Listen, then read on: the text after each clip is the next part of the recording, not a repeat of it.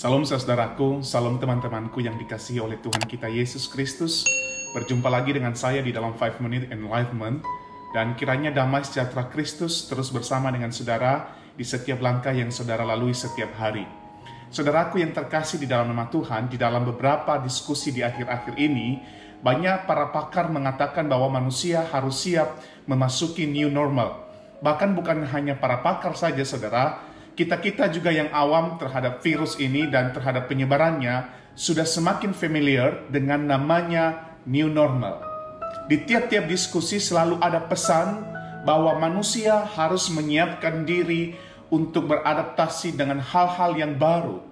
Pertanyaannya buat kita hari ini saudara, apakah hanya kali ini saja umat manusia menghadapi new normal?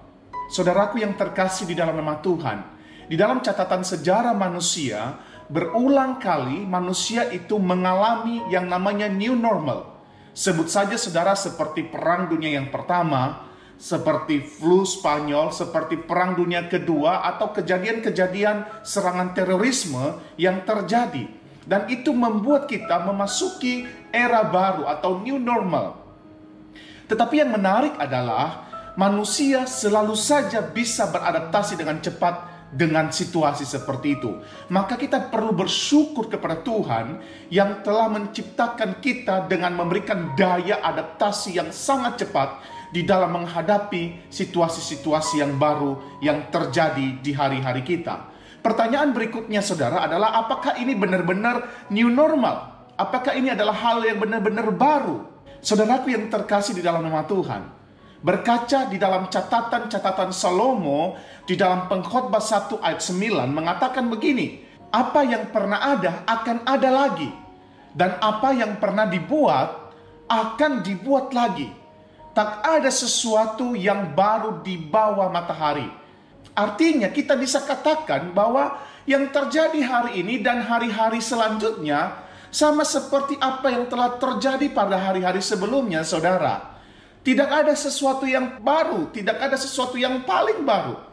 Tidak ada yang terlalu baru dalam dunia ini jika kita berkaca dari catatan Salomo dalam Pengkhotbah.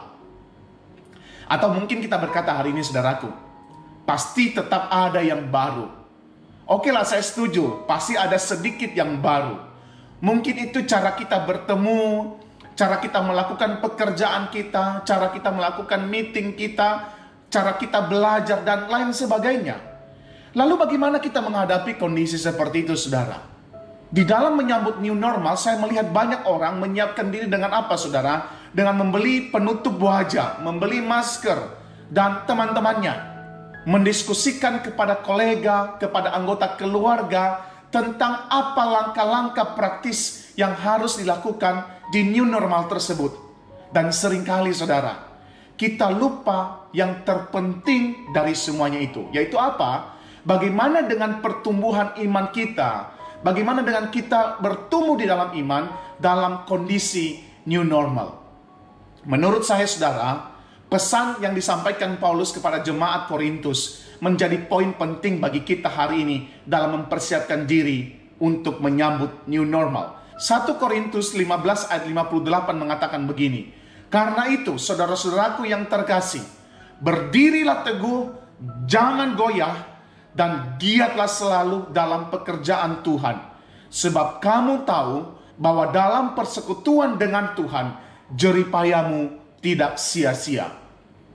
Iman kepada Allah, semangat untuk pekerjaan Allah, melalui talenta-talenta yang Dia anugerahkan kepada kita, adalah hal-hal yang baik, yang tidak boleh berubah dalam menikmati new normal.